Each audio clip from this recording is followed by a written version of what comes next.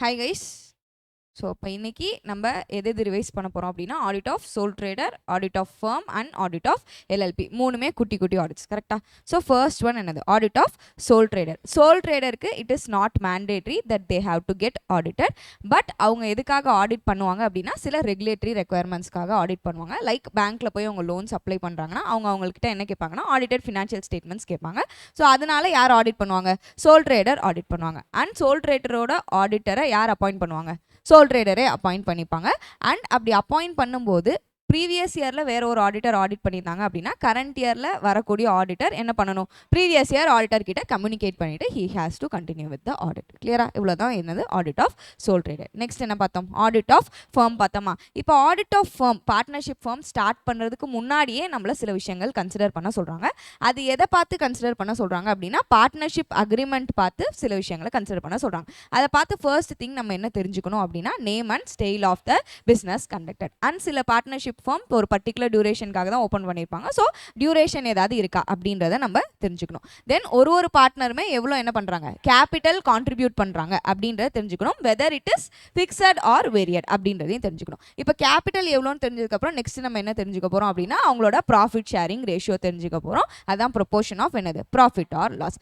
Next நம்ம எதை பற்றி தெரிஞ்சுக்கிறோம் அப்படின்னா அவங்களோட provision regarding maintenance of books of accounts. இது மெயினாக எதுக்காக தெரிஞ்சுக்கிறோம் அப்படின்னா அவங்க எப்படி அவங்களோட டிஸ்ட்ரிபியூட்டபிள் ப்ராஃபிட்ஸை கம்ப்யூட் பண்ணுறாங்க அப்படின்றத தெரிஞ்சுக்கிறதுக்காக தெரிஞ்சுக்கிறோம். தென் நெக்ஸ்ட் என்ன தெரிஞ்சுக்க போகிறோம்? அவங்களோட பாரோயிங் கெப்பாசிட்டி, அதுக்கப்புறம் rate of interest on capital or loans or drawings. இது இல்லாமல் பார்ட்னர்ஸ்க்கு ஏதாவது சேலரிஸ் பேயபிள் இருக்கா, இல்லை வித்ட்ராவல்ஸ் பர்மிட்டடாக இருந்தால் அது எவ்வளோ தூரம் பர்மிட்டட் அப்படின்றத பற்றியும் நம்ம தெரிஞ்சுக்கிறோம். நெக்ஸ்ட் நம்ம என்ன தெரிஞ்சுக்கிறோம் அப்படின்னா பார்ட்னர்ஸோட மேனேஜிங் பார்ட்னர் யார், எப்படி அவங்க பிஸ்னஸை மேனேஜ் பண்ணுறாங்க அப்படின்ற விஷயங்கள் டியூட்டிஸ் ஆஃப் த பார்ட்னர்ஸை நம்ம தெரிஞ்சுக்கிறோம்.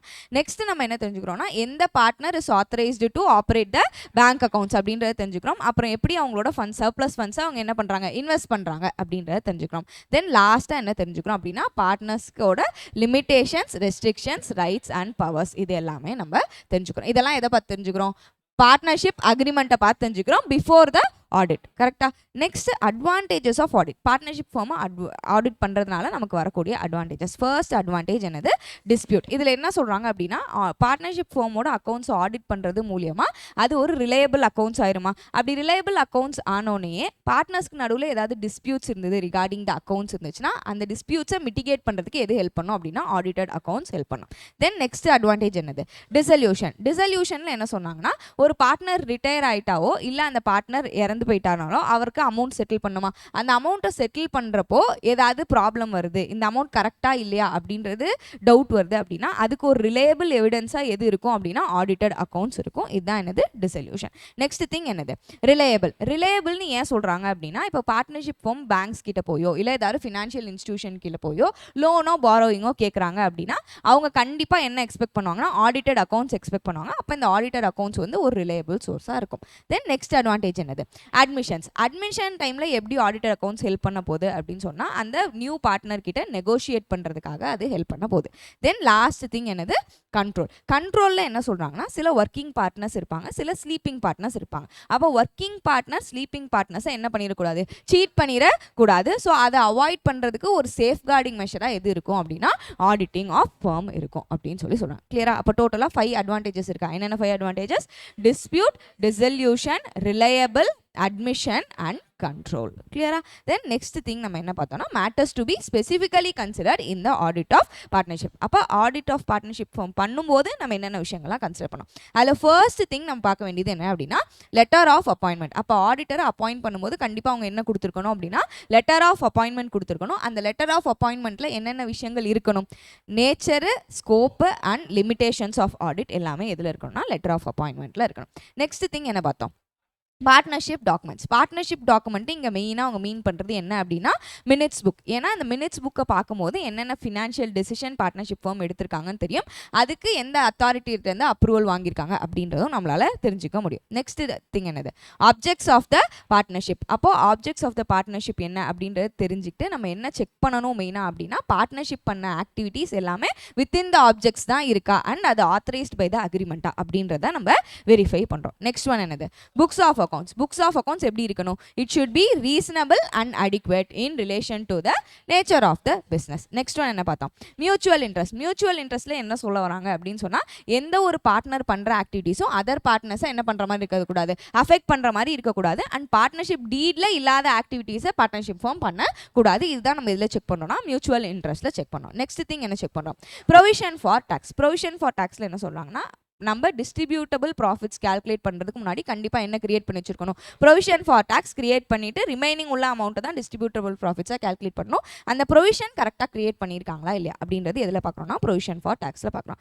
தென் நெக்ஸ்ட் திங் என்ன பார்க்குறோம்? Division of profit. Division of profit எதுபடி இருக்கணும் அப்படின்னா அவங்களோட ப்ராஃபிட் ஷேரிங் ரேஷியோ படி இருக்கணும். டோட்டலாக அப்போ 7 ஐட்டம்ஸ் தான் நம்ம ஆடிட் ஆஃப் பார்ட்னர்ஷிப் பண்ணும்போது கன்சிடர் பண்ணுறோம். என்னென்ன 7 items? Once again, letter of appointment, partnership document, objects of the partnership, books of accounts, mutual interest, provision for tax, and last division of profit.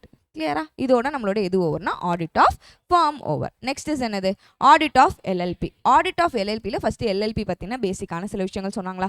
எல்எல்பியில் minimum எவ்வளோ partners இருக்கணும்? 2 partners இருக்கணும். And எல்எல்பியில் யார் இருப்பாங்கன்னா designated partners இருப்பாங்க. அந்த designated பார்ட்னர்ஸும் at least எவ்வளோ பேர் இருக்கணும்? 2 மெம்பர்ஸ் இருக்கணும். கரெக்டாக? அண்ட் இந்த டெசிக்னேட்டட் பார்ட்னருக்குன்னு ஒரு நம்பர் இருக்கணும். என்ன number? Designated partner identification number. அதான் நம்ம என்னன்னு சொல்லணும்னா டிபின் அப்படின்னு சொல்கிறோம். கிளியரா?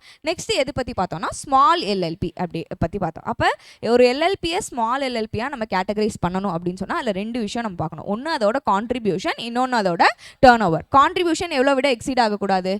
25 lakhs விட எக்ஸீட் ஆகக்கூடாது. Or higher amount as may be prescribe not exceeding 5 crores. Then turnover எதை விட எக்ஸீட் ஆகக்கூடாது? 40 lakhs விட எக்ஸீட் ஆகக்கூடாது. Or higher amount as may be prescribe not exceeding ₹50 crores. This is an and condition. இதில் கான்ட்ரிபியூஷனும் எவ்வளோக்கு மேலே இருக்கக்கூடாது? 25 lakhsக்கு மேலே இருக்கக்கூடாது. டர்ன் ஓவரும் எவ்வளோக்கு மேலே இருக்கக்கூடாது? 40 lakhsக்கு மேலே இருக்கக்கூடாது. கிளியரா? நெக்ஸ்ட் எது பற்றி பார்த்தோம்னா maintenance of books of accounts பற்றி பார்த்தோம். அப்போ புக்ஸ் ஆஃப் அக்கௌண்ட்ஸ்னா அதுக்குள்ளே என்னென்னலாம் இருக்கும் அப்படின்னா particular of all money received and expended by the LLP, record of assets and liabilities, then statement of cost of goods purchased, inventories, WIP, finished goods and cost of goods sold. இது இல்லாம any other particulars as partner may decide. இது எல்லாமே எதில் இருக்கணும்னா books of accountsல இருக்கணும். Next நம்ம எது பற்றி பார்த்தோம்னா ஆடிட் ஆஃப் அக்கௌண்ட்ஸ் பற்றி பார்த்தோம். அப்போ எல்எல்பியோட அக்கௌண்ட்ஸை ஆடிட் பண்ணுறது எது படி பண்ணுவாங்க அப்படின்னா ரூல் 24 ஆஃப் எல்எல்பி ரூல்ஸ் 2009 படி பண்ணுவாங்க. எது படி பண்ணுவாங்க? ரூல் 24 ஆஃப் எல்எல்பி ரூல்ஸ் 2009 படி பண்ணுவாங்க. அண்ட் இப்போ ஒரு எல்எல்பியோட turnover does not exceed 40 lakhs இருந்தாலோ ஆர் அதோட contribution does not exceed 25 lakhs இருந்தாலோ அவங்க என்ன பண்ணணும்னு அவசியம் இல்லை, அவங்களோட அக்கௌண்ட்ஸை ஆடிட் பண்ணணும்னு அவசியம் கிடையாது. பட் ஸ்டில் பார்ட்னர்ஸ் ஆடிட் பண்ணணும்னு நினச்சாங்கன்னா அவங்க என்ன பண்ணுவாங்கன்னா எல்எல்பியோட அக்கௌண்ட்ஸை ஆடிட் பண்ணுவாங்க. கிளியரா? நெக்ஸ்ட் திங் நம்ம என்ன பார்த்தோம்னா அட்வான்டேஜஸ் ஆஃப் ஆடிட். இது சிமிலர் டு என்னவா தான் இருக்கும்? ஃபர்மாக தான் இருக்குமா? அதில் ஃபர்ஸ்ட் அட்வான்டேஜ் என்ன அப்படின்னா டிடெக்ஷன் ஆஃப் எரர்ஸ். கண்டிப்பாக ஆடிட் பண்ணும்போது எரரோ ஃப்ராடோ நடந்ததுன்னா அதை என்ன பண்ணிக்க முடியும்? டிடெக்ட் பண்ணிக்க முடியும். நெக்ஸ்ட் திங் என்னது? டிஸ்பியூட்ஸ். அப்போ எல்எல்பிலையும் பார்ட்னர்ஸ்க்கு நடுவில் என்ன வந்ததுன்னா டிஸ்பியூட்ஸ் வந்தது அப்படின்னா அந்த டிஸ்பியூட்ஸை மிட்டிகேட் பண்ணுறதுக்கு எது ஹெல்ப் பண்ணணும்னா ஆடிட்டட் அக்கௌண்ட்ஸ் ஹெல்ப் பண்ணும். நெக்ஸ்ட் ஒன் என்னது? ரிலையபிலிட்டி. அப்போ பேங்க்ஸ் ஆர் ஃபினான்ஷியல் இன்ஸ்டியூஷன் கிட்ட அவங்க கிரெடிட் ஃபெசிலிட்டிக்காக போய் கேட்கும் போது audited accounts will be and reliable evidence. Then next one வந்து பெட்டர் கம்ப்ளைன்ஸ் அண்ட் மேனேஜ்மெண்ட். அப்போ பீரியாடிக்கல் பேசிஸில் நம்ம போய் அந்த அக்கௌண்ட்ஸை ஆடிட் பண்ணும்போது ஆட்டோமேட்டிக்காக அவங்க கம்ப்ளைண்ட்ஸில் ஏதாவது மிஸ்டேக் பண்ணியிருந்தாலோ அதை வந்து நம்ம என்ன பண்ண முடியும்னா அதுக்கான இம்ப்ரூவ்மெண்ட்ஸை சஜஸ்ட் பண்ண முடியும். ஸோ தட் அவங்க என்ன பண்ணுவாங்க? அவங்களுக்கு பண்ண வேண்டிய கம்ப்ளைண்ட்ஸ் எல்லாம் பெட்டராக கம்ப்ளைண்ட் பண்ணுவாங்க அண்ட் மேனேஜ்மெண்ட்டை இன்னும் பெட்டராக பண்ண முடியும். தென் நெக்ஸ்ட் லாஸ்ட் ஒன் என்னது?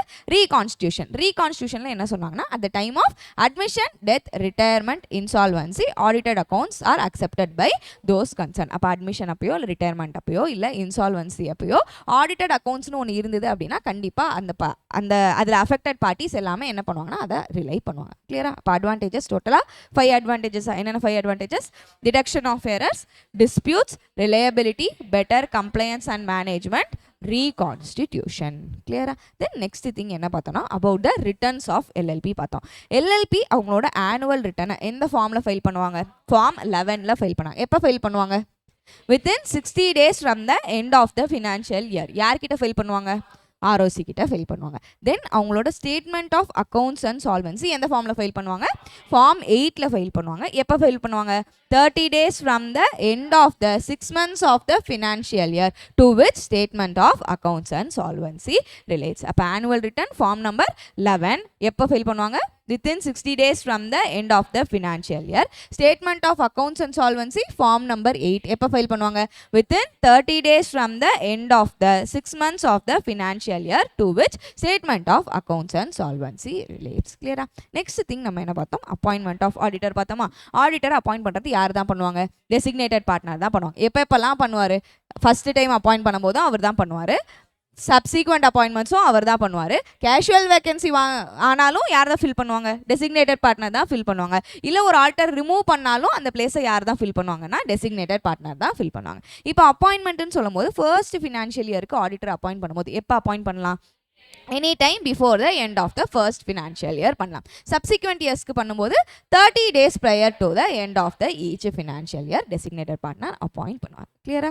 தென் நெக்ஸ்ட் திங் என்ன பார்த்தோன்னா auditors duty regarding audit of LLP. அப்போ ஆடிட்டரோட ஃபர்ஸ்ட் டியூட்டி என்னதுன்னா என்கேஜ்மெண்ட் லெட்டர். அப்போ என்கேஜ்மெண்ட் லெட்டர் வாங்கிட்டு தான் என்ன பண்ணணும்? ஆடிட்டே அக்செப்ட் பண்ணணும். அண்ட் அவர் இந்த என்கேஜ்மெண்ட் லெட்டரில் அவர் எப்படி ஒர்க் பண்ணணுன்ற கம்ப்ளீட் இன்ஸ்ட்ரக்ஷன்ஸ் இருக்கணும். கரெக்டாக? நெக்ஸ்ட் திங் என்னது? Minutes book. மினிட்ஸ் புக் பார்க்கும்போது அவங்க என்னென்ன ரெசல்யூஷன்ஸ்லாம் பாஸ் பண்ணியிருக்காங்க அப்படின்றத நம்மளால தெரிஞ்சுக்க முடியும். நெக்ஸ்ட் திங் என்னது? LLB agreement. அப்போ எல்எல்பி அக்ரிமெண்ட்டை ரீட் பண்ணி நம்ம ஃபாலோயிங் பாயிண்ட்ஸை நோட் பண்ணிக்கணும். அதில் ஃபர்ஸ்ட் ஒன் என்னது? எல்எல்பியோட nature of business. Next amount of capital contributed by each partner, interest in respect of additional capital contributed, duration of partnership, drawings allowed to partners, salaries, commission, etc. payable to the partners, borrowing powers of the LLP, rights and duties of the partners, method of settlement of accounts between the partners at the time of admission, retirement, etc. and any loans advanced by the partners. last profit sharing ratio. இதே தான் நம்ம எதுலேயும் பார்த்தோம்னா ஃபர்மோட ஆடிட்லேயும் நம்ம பார்த்தோம். கிளியரா? Then last concept என்னது?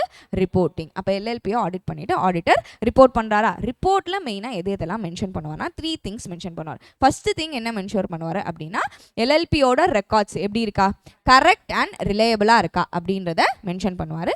தென் next thing whether he was able to obtain all the information and explanation necessary for his work, and last whether any restrictions are imposed on him. அப்போ 3 விஷயம் தான் ரிப்போர்ட் பண்ணுவார். ஃபர்ஸ்ட் திங் எல்எல்பியோட ரெக்கார்ட்ஸ் எப்படி இருக்கணும்? Correct and ரிலையபிளாக இருக்கணும். Second thing whether he has obtained all the necessary information and explanation which is necessary for his work. Then last any restriction was imposed on him. Easy. So with this our audit of LLP comes to an end.